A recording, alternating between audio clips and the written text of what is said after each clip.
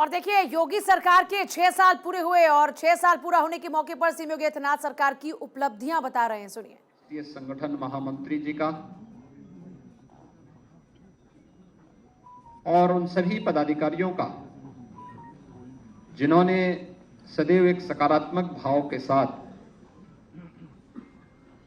उत्तर प्रदेश को एक नया संबल दिया है। मैं इस अवसर पर अपने मंत्रिमंडल के सभी सहयोगियों, प्रदेश संगठन के अपने प्रदेश अध्यक्ष जी, प्रदेश संगठन महामंत्री जी और उन सभी पदाधिकारियों को भी हृदय से अभिनंदन करता हूं, जिन्होंने लगातार न केवल सरकार और संगठन के परस्पर समन्वय अपितु डबल इंजन सरकार के कार्यक्रमों को जन जन तक पहुंचाने में अपना योगदान दिया। सम और विषम परिस्थितियों में उत्तर प्रदेश की जनता जनार्दन के लिए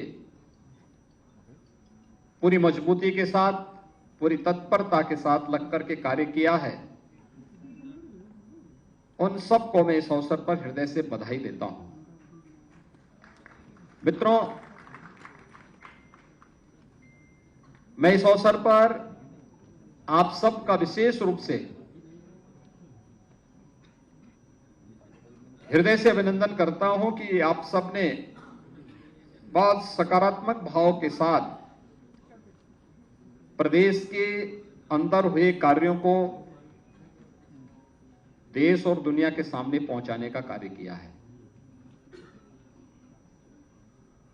6 वर्ष पहले उत्तर प्रदेश कहां था और इन 6 वर्षों के अंदर जो परिवर्तन हुआ है, वह परिवर्तन एक नए उत्तर प्रदेश की गाथा को सबके सामने भी रखता है। और मुझे बताते हुए प्रसन्नता है कि ये 6 वर्ष उत्तर प्रदेश के लिए अत्यंत महत्वपूर्ण रहे हैं। फुल मेजॉरिटी की सरकार और सरकार की स्थिरता का मतलब क्या होता है? यह भारतीय जनता पार्टी की सरकार ने उत्तर प्रदेश के अंदर परस्पर समन्वय और संवाद के माध्यम से उसे प्राप्त किया है।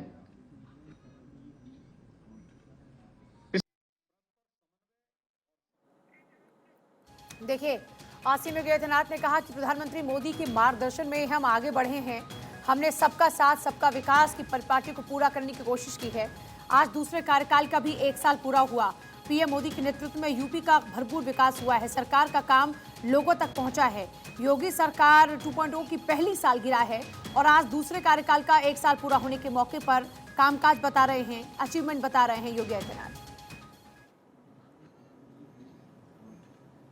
पिछले 6 वर्षों के अंदर हमारी सरकार ने आदरणीय प्रधानमंत्री जी के मार्गदर्शन और प्रेरणा से उत्तर प्रदेश के समग्र विकास की अपनी एक कार्य योजना जो बनाई थी, पूरी ईमानदारी के साथ उसे। देखिए, आप सीएम योगी आदित्यनाथ को सुन रहे थे। सरकार के 6 साल का कार्यकाल पूरा हुआ। दूसरा जो शासनकाल जो है, इस वक्त दूसरा जो कार्यकाल है, उसका भी 1 साल पूरा हुआ और कुल 6 साल यूपी के सीएम के तौर पर बखूबी काम कर रहे हैं योगी आदित्यनाथ। और आज जब दूसरे कार्यकाल का भी 1 साल पूरा हुआ तो उन्होंने कहा कि पीएम मोदी के नेतृत्व में उत्तर प्रदेश का विकास हुआ है और हमने सरकार का काम लोगों तक पहुंचाने का काम किया है।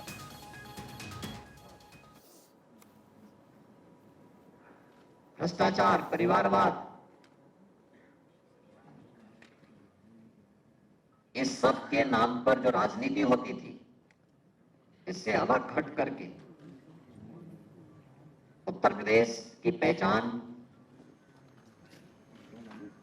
उत्तर प्रदेश के आज वह आदरणीय प्रधानमंत्री जी की सभी फ्लैगशिप स्कीम में देश के अंदर नंबर 1 की दौड़ में है, नंबर 1 की यात्रा को आगे बढ़ा रहा है। ये वही उत्तर प्रदेश है जिसके बारे में लोगों की धारणा थी कि नहीं, वहां तो परिवारवाद है, वहां भ्रष्टाचार है, वहां हर दूसरे तीसरे दिन एक दंगा होता है। 6 वर्ष के अंदर उत्तर प्रदेश दंगा मुक्त हुआ। 6 वर्ष में उत्तर प्रदेश ने अपने इंफ्रास्ट्रक्चर को बेहतर किया है। देश के सबसे अच्छे इंफ्रास्ट्रक्चर वाले राज्यों में उत्तर प्रदेश की गिनती हो रही है। अपने युवाओं के बारे में एक बेहतरीन सोच को आगे बढ़ाने वाले राज्य के रूप में हो रही है, जहां सरकारी नौकरियों में पूरी ईमानदारी और पारदर्शिता तो रहेगी ही, लेकिन निजी क्षेत्र में भी नौकरी और रोजगार की ढेर सारी संभावनाओं को आगे बढ़ाने के लिए, जो प्रयास हुए हैं डबल इंजन सरकार के द्वारा, उसके परिणाम भी हम सबके सामने हैं। आज आप देख सकते हैं उत्तर प्रदेश के अंदर 1 करोड़ से अधिक निराश्रित महिला, वृद्धावस्था पाने वाली, पेंशन पाने वाली महिलाओं, दिव्यांगजनों को 12,000 रुपए सालाना केवल पेंशन की सुविधा उत्तर प्रदेश वर्तमान में उपलब्ध करा रहा है। ये वही उत्तर प्रदेश है जहां पर तमाम अभिभावक इस बात के लिए चिंतित रहते थे कि बिटिया विवाह योग्य होगी, क्या होगा, बेटी को कैसे पढ़ाएंगे। आज 14 लाख से अधिक बेटियों को मुख्यमंत्री कन्या सुमंगला योजना से आच्छादित किया गया है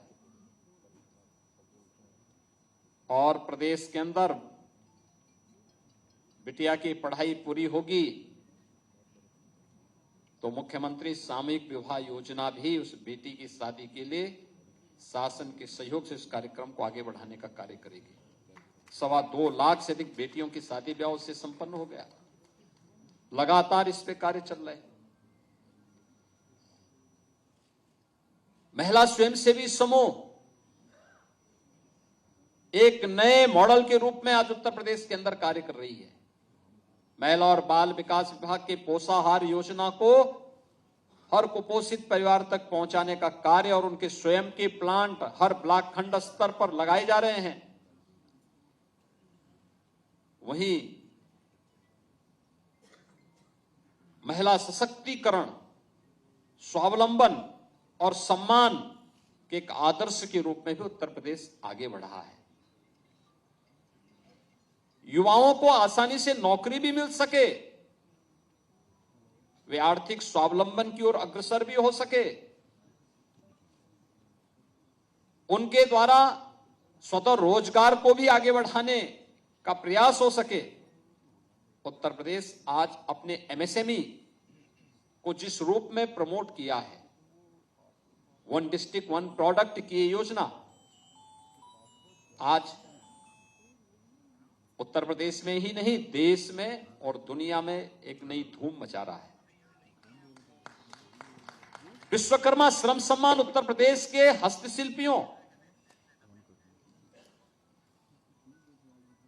कारीगरों को एक नई पहचान दिला रहा है। 2 करोड़ युवाओं को तकनीकी दृष्टि से हम सक्षम बना सके। टैबलेट और स्मार्टफोन देने वाला ये देश का पहला राज्य है जो अब तक 2 करोड़ युवाओं को ये सुविधा देने की कार्रवाई को आगे बढ़ाता है और 20 लाख से अधिक युवाओं को अब तक हम इस सुविधा का से लाभान्वित भी कर चुके हैं। आज मैं कह सकता हूं उत्तर प्रदेश के अंदर कोई जनपद ऐसा नहीं होगा जहां के युवाओं को सरकारी नौकरी न मिली हो और इसीलिए आदरणीय प्रधानमंत्री जी की प्रेरणा से मिशन रोजगार के अंतर्गत जब पूरी सिलेक्शन की पूरी प्रक्रिया संपन्न होती है तो हम स्वयं भी एक बार अवलोकन जरूर करते हैं कि भाई इसमें बताओ क्या उत्तर प्रदेश के हर जनपद के युवा हैं या नहीं है। आज वह भी तस्वीर हम सबके सामने देखने को मिलती है। हर जनपद के युवाओं को उसमें स्थान मिलता है, बिना भेदभाव के मिलता है, और सम्मानजनक ढंग से हर तबके का युवा उत्तर प्रदेश के अंदर आकर के न केवल सरकारी नौकरी बल्कि आज निवेश के बेहतरीन गंतव्य के रूप में भी जिस स्थान को उसने आगे बढ़ाया है, करोड़ों युवाओं को नौकरी और रोजगार की संभावनाओं को आगे बढ़ाने में हमें मदद मिली। कोविड कालखंड में हर व्यक्ति इस बात को जानता है कि कैसे उत्तर प्रदेश की वन डिस्ट्रिक्ट वन प्रोडक्ट की प्रोग्राम ने, परियोजना ने आने वाले हर कामगार और श्रमिक के हाथों को कार्य दिया था, उन्हें बेरोजगार नहीं होने दिया था। विपत्ति के समय भी, चुनौती के समय भी कैसे कार्य होता है, उत्तर प्रदेश एक रोल मॉडल के रूप में प्रस्तुत हुआ था कि नहीं, हम करके दिखा सकते हैं, हम चुनौती का सामना हम करेंगे। उत्तर प्रदेश ने मानक भी प्रस्तुत किए। कानून व्यवस्था कैसे होनी चाहिए, उत्तर प्रदेश जैसे राज्य के बारे में लोग कहते थे यह संभव है, उत्तर प्रदेश की टीम ने उसे संभव बना दिया है। लेकिन इसके लिए प्रयास हुए। पुलिस की भर्ती पारदर्शी तरीके से संपन्न हो, यह उत्तर प्रदेश में हुआ। 1,64,000 से अधिक पुलिस की भर्ती की प्रक्रिया को पारदर्शी तरीके से संपन्न किया गया। न परिवारवाद न जातिवाद। उत्तर प्रदेश का हर नौजवान हमारे परिवार का हिस्सा है और उसे उत्तर प्रदेश के अंदर सरकारी नौकरी में जगह मिलनी ही चाहिए, यह भी करके दिखाया गया। पुलिस रिफॉर्म हो, इसके लिए प्रयास किए गए। 7 पुलिस कमिश्नरेट यह भी उत्तर प्रदेश के अंदर बने हैं, पहली बार देखने को मिल रहा होगा। उत्तर प्रदेश में हर तहसील स्तर पर फायर टेंडर की स्थापना हो, यह कार्य भी हुए। पुलिस की अवस्थापना सुविधाओं के कार्यक्रम को हम आगे बढ़ा सकें, यह भी आप हर पुलिस लाइन में आप चले जाइए, हर थाने में आप चले जाइए, आपको पुलिस कार्मिकों के लिए अच्छे बैरक बनते हुए दिखाई दे रहे होंगे या बन चुके हैं। साइबर थाना, अपराध के बढ़ने के साथ हर रेंज स्तर पर और फिर हर जिले स्तर पर भी साइबर थाने की स्थापना हो, इस कार्यक्रम को भी बढ़ाया गया। हर रेंज स्तर पर फॉरेंसिक लैब की स्थापना हो। उत्तर प्रदेश में पुलिस की ट्रेनिंग की क्षमता को बढ़ाया जा सके, इसको 3 गुना भी इस दौरान हम लोगों ने करने में सफलता प्राप्त की। उत्तर प्रदेश में अपना स्वयं का साइबर और फॉरेंसिक इंस्टीट्यूट हो, उसकी स्थापना भी लखनऊ में हो रही है और इसी सत्र में हम उसमें पाठ्यक्रम भी प्रारंभ करने जा रहे हैं। उत्तर प्रदेश में एसडीआरएफ का गठन हो, जो किसी भी आपदा के दौरान उत्तर प्रदेश वासियों की सहायता करने के लिए और अगल बगल के राज्यों में भी दुर्भाग्य से अगर कोई दैवीय आपदा आती है, उस आपदा के दौरान सहयोग कर सके। उत्तर प्रदेश के अंदर उसके लिए भी 3 बटालियन का गठन हुआ। उत्तर प्रदेश के अंदर मृत प्राय हो चुकी पीएसी की 54 वाहिनियों को पुनर्गठन हो सके, यह भी किया गया। और उत्तर प्रदेश पुलिस बल में महिला कार्मिकों की संख्या बढ़े। आज आप देख सकते हैं पहले की तुलना में 1947 से 2017 के बीच में जितनी मुस्लिम जितनी भी वहां महिला कार्मिक थी, 10,000 से बढ़ा करके आज उनकी संख्या बढ़ करके महिला कार्मिकों की संख्या बढ़ करके आज वह लगभग 40,000 तक पहुंच रही है। 4 गुना ये संख्या बढ़ जाए, ये अपने आप में महिला सशक्तिकरण के उदाहरण भी प्रस्तुत करती है। उनकी ये सभी प्रकार की संभावनाओं को आगे बढ़ाता है। और यहां से जब कार्य प्रारंभ होता है, यहां पे सरकार में स्थिरता और स्थायित्व नहीं है, प्रशासन में भी अस्थायित्व है। पहली बार आपने वर्षों के बाद, दशकों के बाद देखा होगा कोई जिलाधिकारी, कोई पुलिस अधीक्षक अपना पूरा टेन्योर पूरा कर रहा है जनपदों में। अन्यथा ताश के पत्तों की तरह फेंटे जाते थे सब। प्रशासन में स्थिरता नहीं होगी, शासन में स्थिरता नहीं होगी, हम कुछ भी परफॉर्म नहीं कर सकते। लेकिन डबल इंजन सरकार की ताकत है। आज शासन में स्थायित्व है तो प्रशासन को भी उस स्थायित्व का लाभ मिल रहा है और उसका अंततः लाभ उत्तर प्रदेश की 25 करोड़ जनता को प्राप्त हो रहा है। उसका लाभ उत्तर प्रदेश की जनता को हो रहा है। हर एक सेक्टर में, हर एक क्षेत्र में ये सब रिफॉर्म के लाभ प्राप्त हो रहे हैं, इस परफॉर्म के लाभ प्राप्त हो रहे हैं। अकेले अन्नदाता किसानों के जीवन में परिवर्तन लाने के लिए डीबीटी के माध्यम से 3.5 लाख करोड़ रुपए से अधिक की धनराशि डीबीटी के माध्यम से अन्नदाता किसानों के खाते में गया है। और अगर कर्ज माफी की बात को मैं भी इसके साथ जोड़ दूं तो यह संख्या बढ़कर के 4 लाख करोड़ रुपए से ऊपर तक पहुंचती है। मित्रों, ये चीजें दिखाती हैं सरकार की प्राथमिकता जाति, मत, मजहब, क्षेत्र, भाषा नहीं। गांव है, गरीब है, किसान है, नौजवान है, महिलाएं हैं, समाज का प्रत्येक तबका है। और सरकार ने अपने कार्यक्रमों के माध्यम से केंद्र और राज्य सरकार की योजनाओं को पूरी ईमानदारी के साथ उन तक पहुंचाने का काम हुआ। आज उत्तर प्रदेश में बेहतरीन इंफ्रास्ट्रक्चर है। इंफ्रास्ट्रक्चर के कार्यों को आप देख सकते हैं उत्तर प्रदेश के अंदर। पूर्वी उत्तर प्रदेश जो विकास की दौड़ में पिछड़ गया था, पूर्वांचल एक्सप्रेस वे के साथ जुड़ चुका है। बुंदेलखंड जो आर्थिक रूप से विपन्न माना जाता था, आज बुंदेलखंड एक्सप्रेस वे के साथ जुड़ चुका है। पश्चिमी उत्तर प्रदेश को मध्य उत्तर प्रदेश और पूर्वी उत्तर प्रदेश से जोड़ने के लिए आज गंगा एक्सप्रेस वे पर कार्य युद्ध स्तर पर चल रहा है। और मुझे लगता है कि अब तक हम लोग 12% से अधिक काम उस पर संपन्न कर चुके हैं। तेजी के साथ कार्य चल रहा है और हमारा प्रयास है कि प्रयागराज कुंभ 2025 के पहले पहले गंगा एक्सप्रेस वे का निर्माण पूरा हो और पश्चिमी उत्तर प्रदेश से आने वाले सभी श्रद्धालुओं को प्रयागराज कुंभ में आने का अवसर प्राप्त हो तो गंगा एक्सप्रेसवे उनके स्वागत के लिए तैयार हो जाए। आज उत्तर प्रदेश में एयर कनेक्टिविटी बेहतर, रोड कनेक्टिविटी बेहतर हुई है। इंटर स्टेट कनेक्टिविटी को 4 लेन के साथ जोड़ा गया। हर जिला मुख्यालय को 4 लेन के साथ जोड़ने की कार्रवाई या तो पूरी हो चुकी है या युद्ध स्तर पर चल रही है। हर जिला मुख्यालय को एक रिंग रोड से जोड़ा जाए जिससे सिटी के अंदर के अनावश्यक कंजेशन को दूर किया जा सके।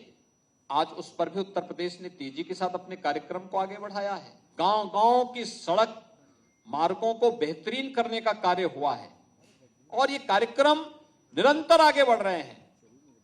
मेट्रो देश के अंदर सबसे अधिक सिटी में यूपी के अंदर मेट्रो चल रही, 5 सिटी में चल रही है। 6ठी सिटी हमारी आगरा में कार्य चल रहा है, जिसे हमारा प्रयास है कि नवंबर दिसंबर 2023 तक आगरा की मेट्रो के फर्स्ट फेज के कार्य को हम संपन्न करके उसे राष्ट्र को समर्पित करें।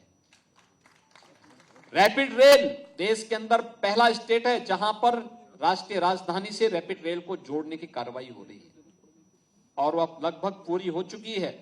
अगले महीने तक आदरणीय प्रधानमंत्री जी के कर कमलों से उसे राष्ट्र को समर्पित करने का कार्य भी होगा। रैपिड रेल आधुनिक पब्लिक ट्रांसपोर्ट की बेहतरीन सुविधा, यही उत्तर प्रदेश। एयर कनेक्टिविटी, जब 17 में हम लोग आए थे तो 2 एयरपोर्ट हमारी पूरी तरह क्रियाशील थे, तो दो आंशिक थे। लखनऊ और वाराणसी ये क्रियाशील एयरपोर्ट थे, लेकिन गोरखपुर और आगरा आंशिक थे। आज हमारे पास 9 एयरपोर्ट पूरी तरह क्रियाशील हैं। 12 एयरपोर्ट पे हम वर्तमान में कार्य कर रहे हैं। इनमें से 5 को एयरपोर्ट अथॉरिटी ने एयर कनेक्टिविटी के साथ जोड़ने के साथ हमारे साथ एमओयू किया और अपनी सहमति भी दे दी है। अगले 1-2 महीने के अंदर हम वहां पे एयर कनेक्टिविटी के साथ उसे जोड़ देंगे। अगले 2 वर्ष के अंदर उत्तर प्रदेश 5 इंटरनेशनल एयरपोर्ट का पहला राज्य होगा देश के अंदर, जिनमें 3 वर्तमान में क्रियाशील है, 2 पे कार्य चल रहा है। अयोध्या और जेवर में इंटरनेशनल एयरपोर्ट पर वर्तमान में कार्य चल रहा है, जो हम 23 के अंत तक दोनों एयरपोर्ट को क्रियाशील कर देंगे। देश का पहला वाटरवे नंबर 1 ये यूपी के अंदर हल्दिया से वाराणसी के बीच में जुड़ चुका है। आदरणीय प्रधानमंत्री जी ने 13 जनवरी को